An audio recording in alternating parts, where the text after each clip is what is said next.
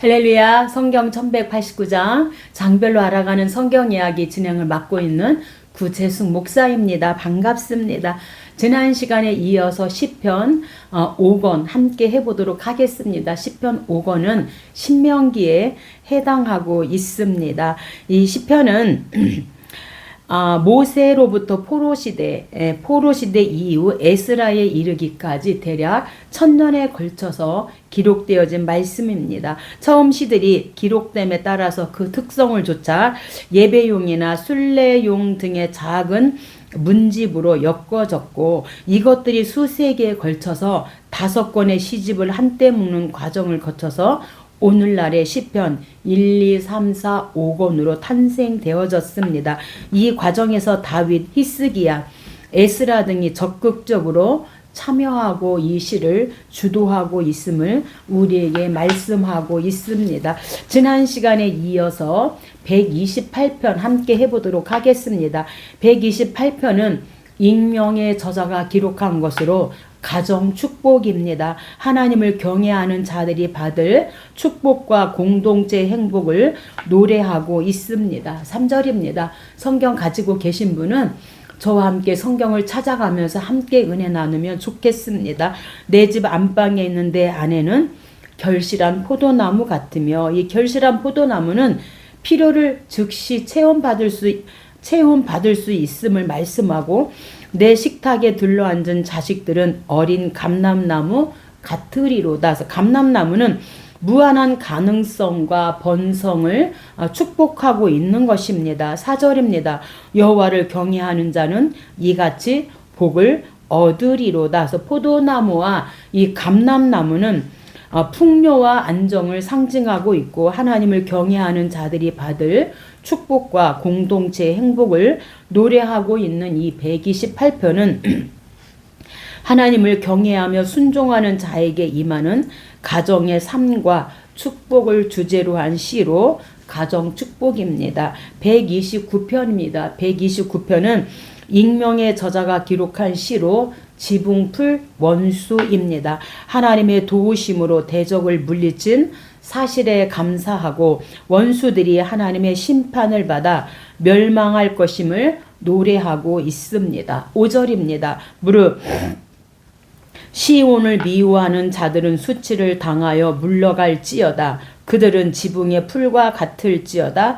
그것은 자라기 전에 마르는 것이라서, 지붕의 풀은 흙이 깊지 않기 때문에 지붕에 그 풀이 났다 할지라도 자라기 전에 마르는 것처럼 원수들이 이렇게 하나님 사라지게 해달라고 기도하고 있는 시로, 하나님이 도우심으로 대적을 물리친 사실에 감사하면서 이 129편은 이스라엘의 오랜 고난과 원수들의 실패를 주제로 한 시로 신앙인의 인내와 하나님께 의지하는 삶, 그리고 원수의 꾀가 결국 실패함을 강조하고 있는 지붕풀 원수입니다. 130편입니다. 130편도 익명의 저자가 기록한 시로 파수꾼의 아침입니다. 시인은 고난 중에 자신의 죄악을 회개하며 하나님의 용서와 구원을 호소하고 있는 파수꾼 아침입니다. 5절,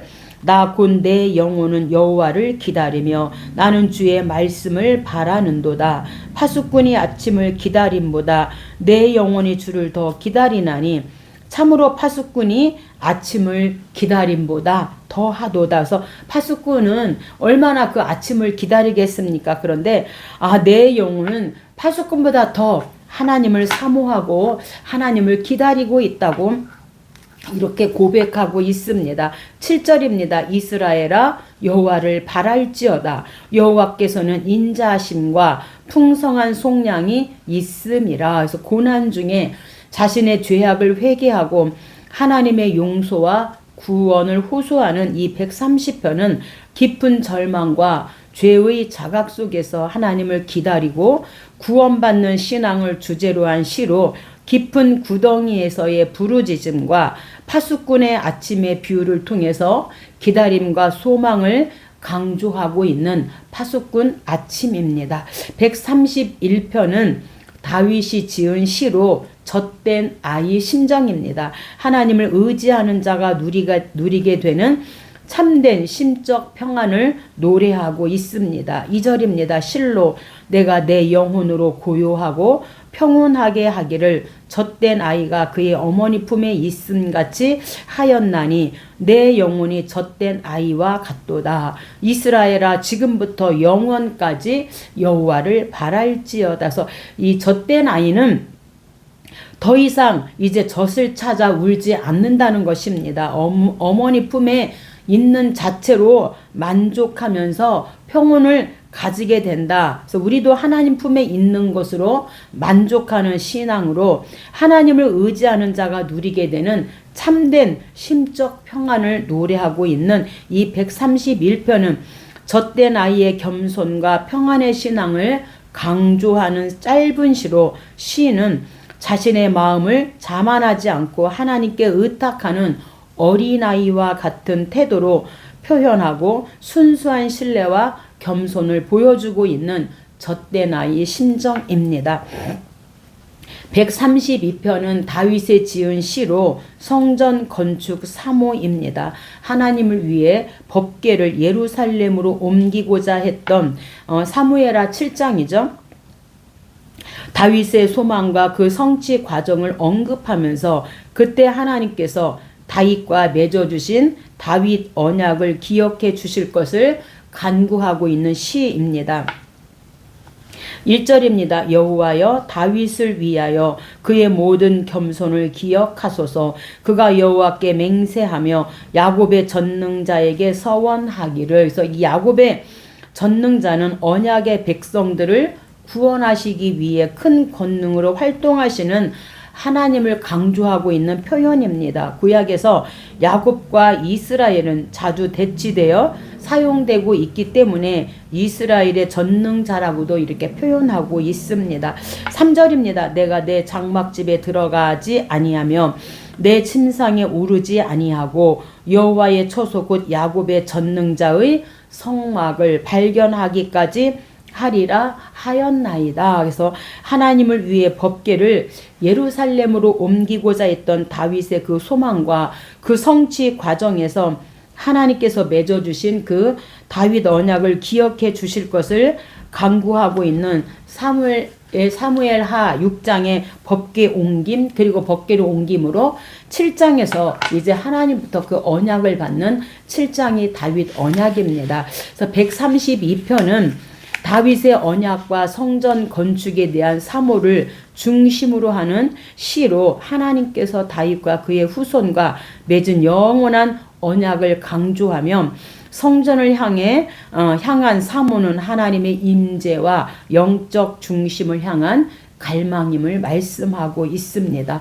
133편은 다윗의 시로 형제 연합입니다. 150편 중에 다윗이 73편을 기록했기 때문에 이 시편은 사무엘 상하에 들어가게 되어집니다. 하나님의 언약 백성이 함께 생활하며 하나님을 경외하는 것이 얼마나 복된 일인가를 노래하고 있습니다.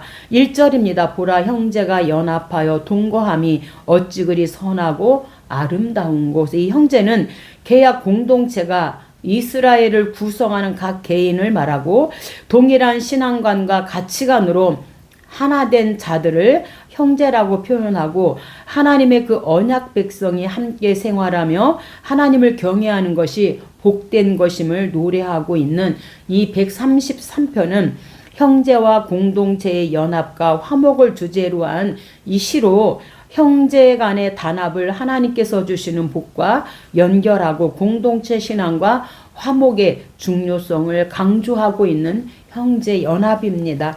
134편은 익명의 저자가 기록한 것으로 찬양 요청입니다. 성전에서 봉사하는 레위인들과 성전 순례자들 간의 화답 형식을 빌어서 하나님을 찬양하고 있는 찬양 요청입니다. 1절입니다. 보라 밤에 여호와의 성전에 서 있는 여호와의 모든 종들아 여호와를 송축하라. 성소를 향하여 너희 손을 들고 여호와를 송축하라. 그래서 성전에서 봉사하는 레위인들과 성지 순례자들 간의 화답 형식의 찬양 시로 이 134편은 성전에서 드리는 찬양과 봉사에 대한 권면을 담은 시로 야간 근무하는 성전 봉사자들을 향한 기도와 찬양 요청으로 하나님께서 기뻐하시는 순종과 헌신을 강조하고 있습니다. 135편은 익명의 저자가 기록한 것으로 특별한 택함입니다. 천지를 창조하시고 긍휼을 베푸시는 전능하신 하나님을 찬양한 시로 4절입니다. 여호와께서 자기를 위하여 야곱 곧 이스라엘을 자기의 특별한 소유로 택하셨음이로다. 그래서 특별한 소유로 택하셨다는 이 택하사는 히브리어로 바하르서 사랑하다, 인정하다란 뜻을 가지고 있고 천지를 창조하시고 긍휼을 베푸시는 전능하신 하나님을 찬양하고 있는 이 135편은 하나님께서 이스라엘을 특별히 택하시고 구원하신 신실함을 찬양하는 시로 하나님의 선택과 구원 그리고 능력과 위대함을 강조하고 있습니다. 인간과 다른 우상과 비교하며 하나님의 택하심을 부각시키는데 오늘 저와 여러분 천에 하나 만에 하나 오늘 저와 여러분을 부르시고 택하셨습니다. 할렐루야. 136편입니다. 136편은 익명의 저자가 기록한 시로 인자하심입니다. 이 136편은 135편과 특별한 택함이죠. 한 쌍을 이루고 있습니다. 다만 두드러진 차이점은 매 절에서 그 인자하심이 영원함이로다. 그 인자하심이 영원함이로다라는 구절이 반복되는 구조적 특징을 보이고 있습니다. 시인은 창세 이래에 이스라엘 역사를 돌이켜볼 때 하나님의 인자하심이 영원하시다는 사실을 들어서 하나님을 찬양하고 있습니다. 1절입니다. 여호와께 감사하라. 그는 선하시며 그 인자하심이 영원함이로다. 신들 중에 뛰어난 하나님께 감사하라. 그 인자하심이 영원함이로다. 주들 중에 뛰어난 주께 감사하라. 그 인자하심이 영원함이로다. 이 136편에서는 하나님의 그 인자하심이 영원함이로다가 이 136편에서 26번이나 나오게 되어집니다. 그래서 인자하심, 그 인자는 히브리어로 헤세드, 윗사람이 아랫사람에게 베푸는 특별한 사랑과 은혜를 가리키고 있습니다. 그래서 하나님께서는 우리가 창세기 12장과 20장에서 그 아브람이 실수하는데 아내를 누이라고 이렇게 실수를 하는데도 하나님께서는 이제 그 인자하심으로 이 아브람을 허물지 않으신다는 거죠. 이게 하나님의 인자라는 것이죠. 그래서 시인은 창세 이래의 이스라엘 역사를 돌이켜볼 때 하나님의 인자하심이 영원하다는 사실을 들어서 하나님을 찬양하고 있는 136편은 여호와께 감사하라. 그의 인자하심이 영원하다라는 말씀을 반복함으로 하나님의 변치 않는 하나님의 그 인자와 하나님의 사랑을 강조하고 있습니다. 창조와 구원 그리고 역사와 인생 모든 영역에서 하나님의 지속적인 그 신실함을 선포하고 있는데 우리가 이제 애굽에서 또 출애굽하기까지 또 가나안 땅에서 현재 이르기까지 이스라엘 백성들이 하나님 앞에 수없이 불평하고 원망하고 하나님 거스리는 일을 했음에도 하나님께서는 항상 그 선하시며 인자하신 그 하나님을 이제 이 시인은 찬양합니다. 그 하나님께 감사합니다. 우리의 허물을 정말 허물지 않으시고 용서하신 그 하나님, 인자하신 하나님을 찬양한다고 26번씩 그렇게 하나님을 인자하심을 하심이 영원하다고 그 하나님을 찬양하고 있습니다. 137편입니다. 137편은 익명의 저자가 기록한 시로 저주시입니다. 그래서 저주시는 이 시편에서 4개가 나오는데 58편, 83편, 109편, 오늘 보면 137편, 그래서 150편 중에 저주시가 4편이 나옵니다. 이스라엘 민족이 바벨론에서 겪는 슬픔과 신앙적 그 고초에 대해 토로하고 이스라엘이 고난당하는 것을 기뻐한 그 원수에 대한 저주를 선포하고 있는 시입니다. 1절입니다. 우리가 바벨론의 여러 강변 거기에 앉아서 시온을 기억하며 울었도다. 여호와여, 예루살렘이 멸망하던 날을 기억하시고 에돔 자손을 치소서. 그들의 말이 헐어버리라 하였나이다. 7절입니다. 예루살렘이 멸망하던 날을 기억하시고 에돔 자손을 치소서. 그들의 말이 헐어버리라 그 기초까지 헐어버리라 하였나이다. 8절.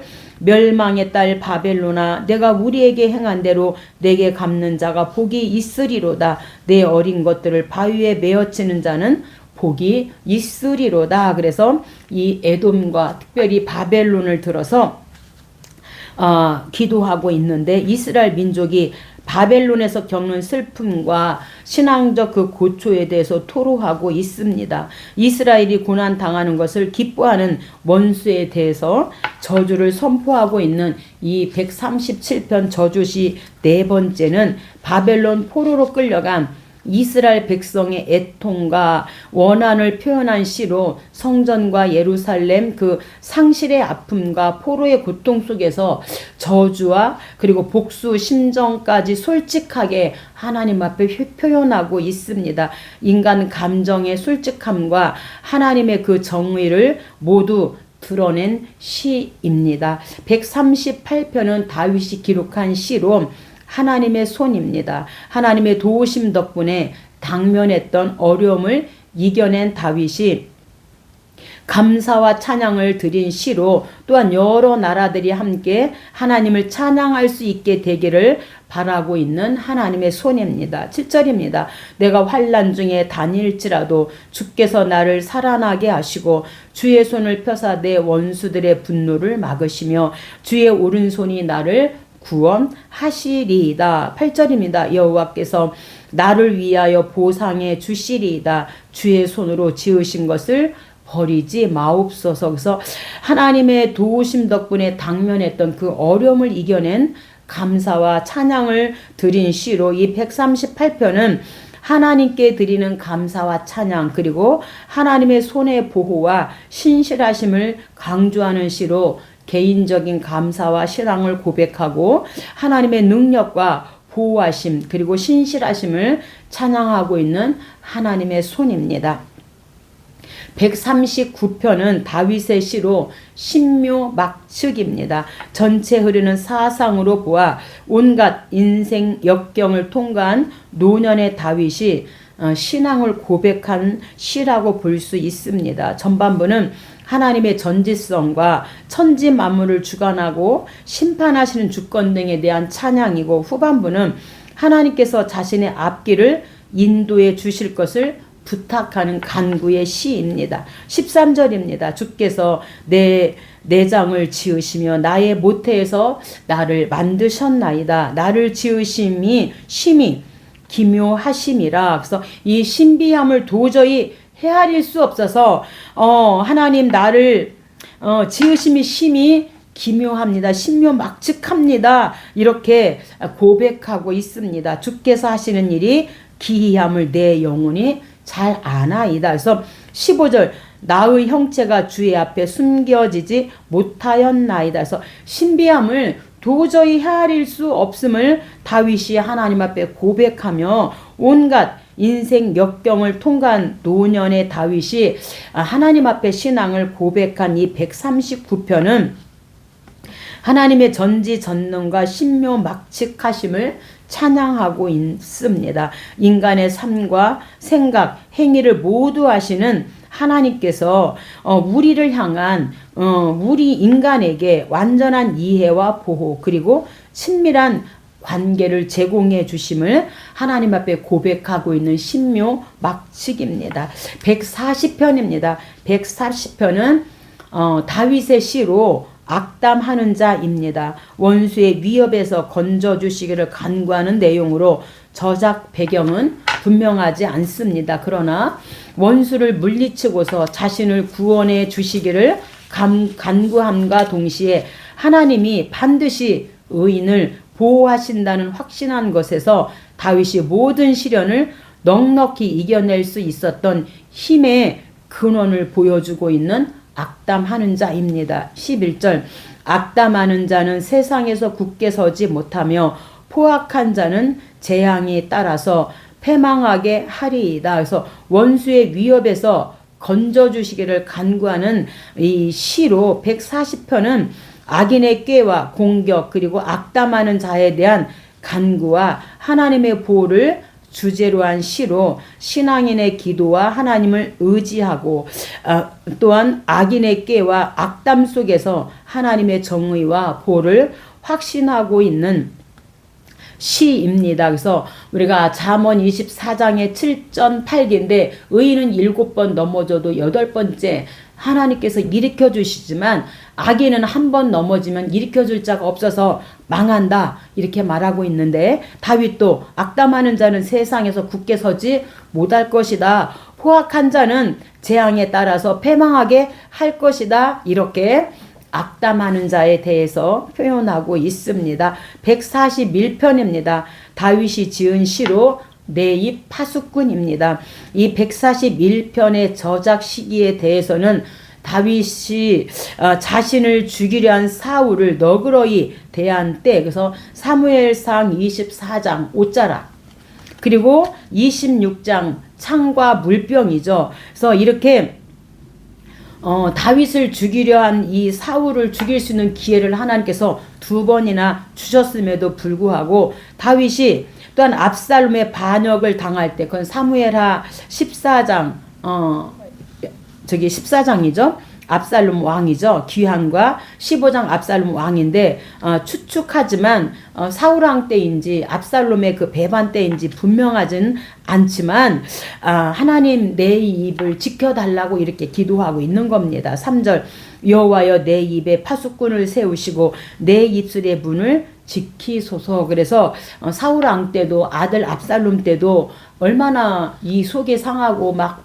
말하고 싶겠습니까? 근데 가장 범죄하기 쉬운 부분이 바로 우리의 입입니다. 그래서 하나님 앞에 하나님 내 입술의 문을 지켜주시고 내 입에 파수꾼을 세워서 이들에게 정말 제가 나쁜 말 하지 않도록 하나님 나를 지켜주시옵소서 이렇게 내 입을 파수꾼으로 지켜달라고 그렇게 기도하고 있는 이 141편은 입술과 마음을 지켜 악을 피하고 하나님께 기도하는 삶을 강조하는 시로 악인의 꾀와 유혹 속에서도 하나님께 도움을 구하며 내 입에 파수꾼이 되어달라고 기도하고 있는 시입니다.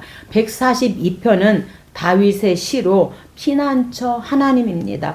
외롭고 절망적인 상태에 빠진 다윗이 원수들로부터 자신을 구원해 주실 것을 하나님께 간구한 시로 4절입니다. 오른쪽을 살펴보소서. 나를 아는 이도 없고 나의 피난처도 없고 내 영혼을 돌본 이도 없나이다. 여호와여 내가 주께 부르짖어 말하기를 주는 나의 피난처시요 살아있는 사람들의 땅에서 나의 분깃이라 하였나이다. 그래서 나의 분깃은 주님이 나의 분깃이라는 것은 여기서는 하나님이 시인의 생명의 지탱자고 보존자이심을 의미하고 외롭고 절망적인 상태에 빠진 다윗이 원수들로부터 자신을 구원해 주실 것을 하나님께 간구하고 있는 피난처 하나님. 이 142편은 고난과 환난 속에서도 하나님을 피난처로 의지하는 그런 간구를 담은 시로 외롭고 억울한 상황 속에서 솔직한 기도를 하나님께 올리는데 하나님만이 나의 피난처이고 하나님만이 나의 구원자입니다. 이렇게 하나님 앞에 고백하고 있습니다. 143편입니다.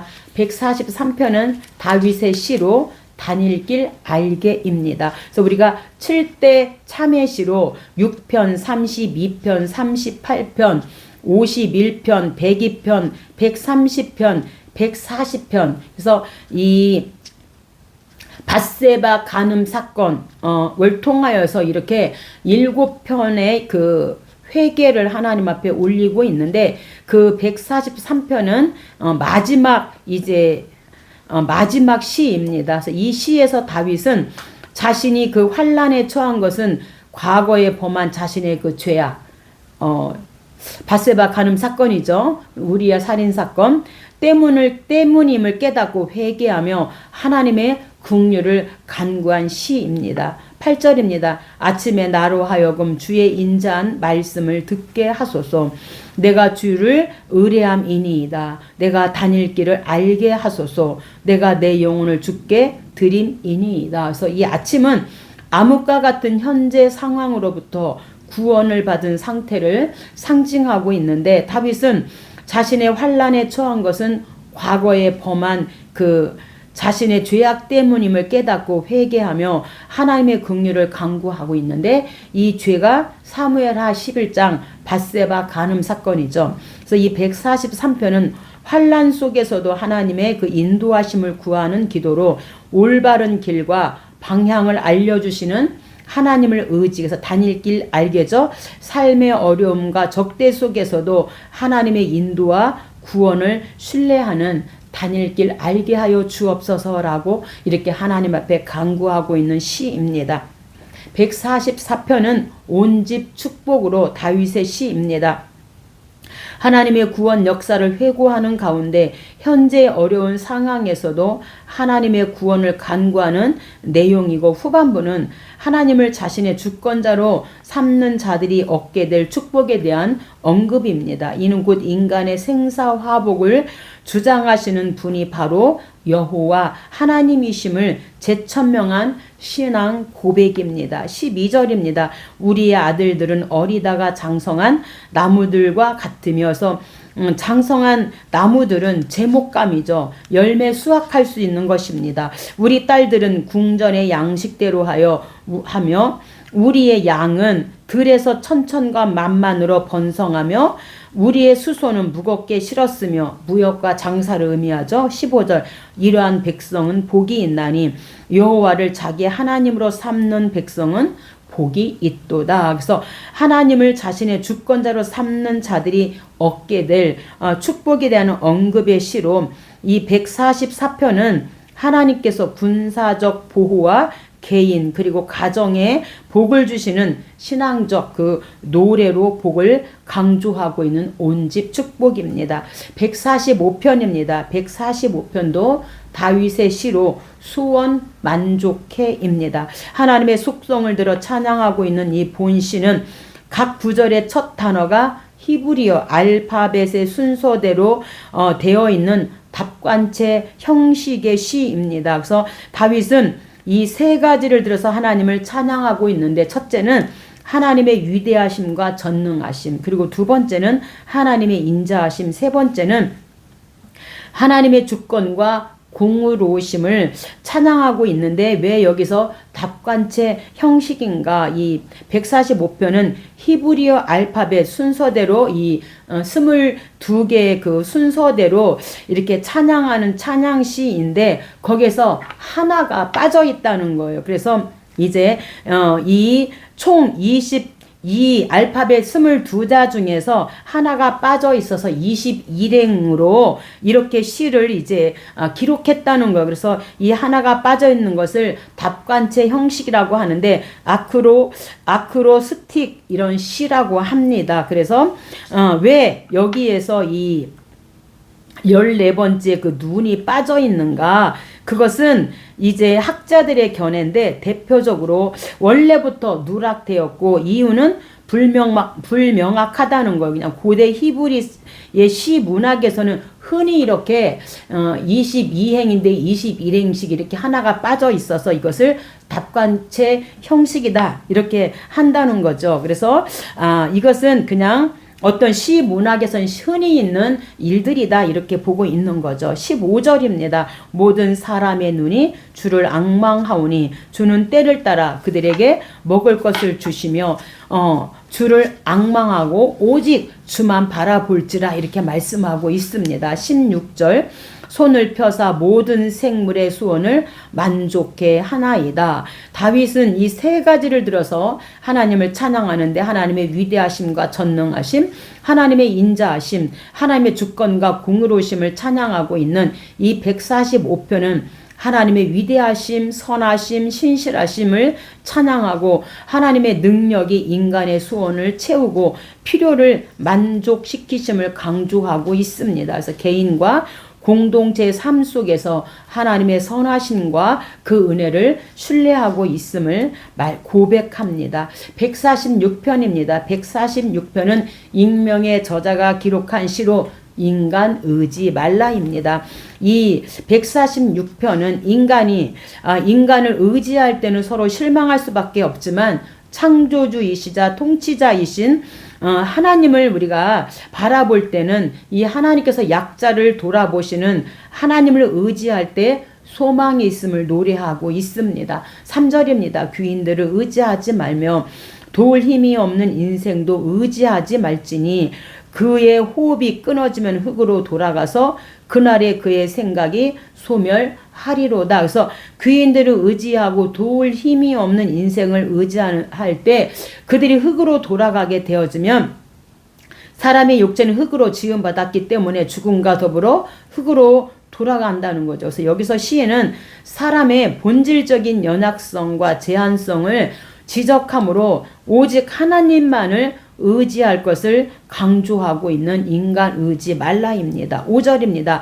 야곱의 하나님을 자기의 도움으로 삼으며 여호와 자기 하나님에게 소망을 두는 자는 복이 있도다. 그래서 이 146편은 사람보다 하나님을 신뢰하라는 교훈을 담고 있습니다. 인간은 연약하고 한계가 있으나 하나님은 영원히 신실하시며 구원과 정의를 주시는 분이시기 때문에 인간 의지하지 말고 하나님만 의지하라 이렇게 말합니다. 147편입니다. 익명의 저자가 기록한 시로 상처 싸움의 심입니다.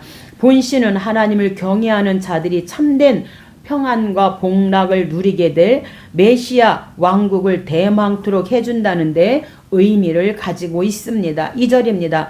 여호와께서 예루살렘을 세우시며 이스라엘에 흩어진 자들을 모으시며, 그래서 하나님께서는 세우시며 모으시는, 그래서 이스라엘 백성들이 바벨론 포로 생활로부터 귀환하여 이스라엘과 예루살렘을 재건하게 될 것임을 언급하는 시가 세우시고 모으신다.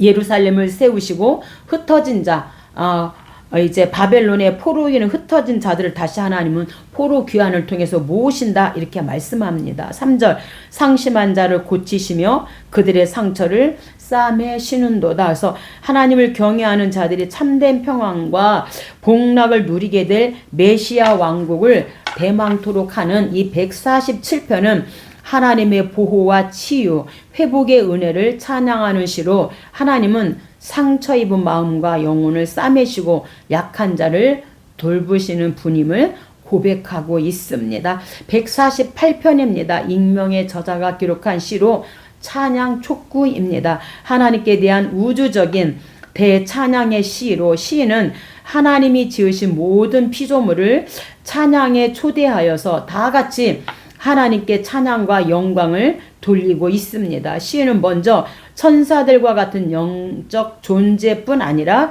하늘의 천사들에게도 찬양을 권면하고 또한 인간을 포함한 하늘 아래의 모든 피조물에게 찬양을 권면하고 있는 찬양 촉구입니다. 1절입니다. 할렐루야 하늘에서 여호와를 찬양하며 높은 데서 그를 찬양할지어다.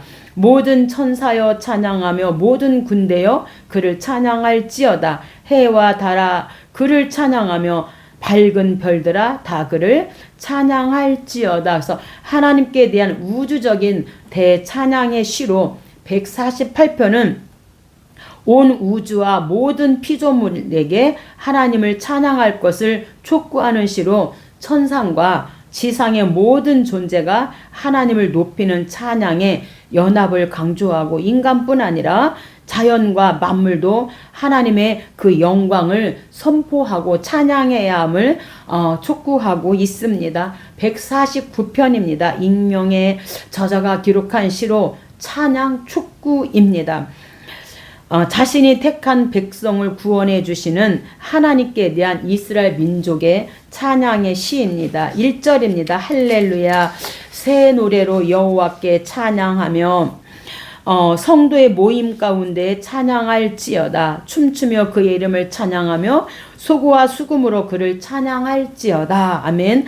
하나님이 택한 백성을 구원해 주시는 하나님께 대한 이스라엘 민족의 찬양의 시로 149편은 하나님을 찬양하고 승리를 선포하는 시로 신앙 공동체에게 찬양과 기쁨을 줬고, 하나님께서 약자를 보호하고 악인을 심판하시는 그 권능을 강조하면서 해와 달아 모든 별들아 하나님을 찬양하라고 이렇게 촉구하고 있습니다.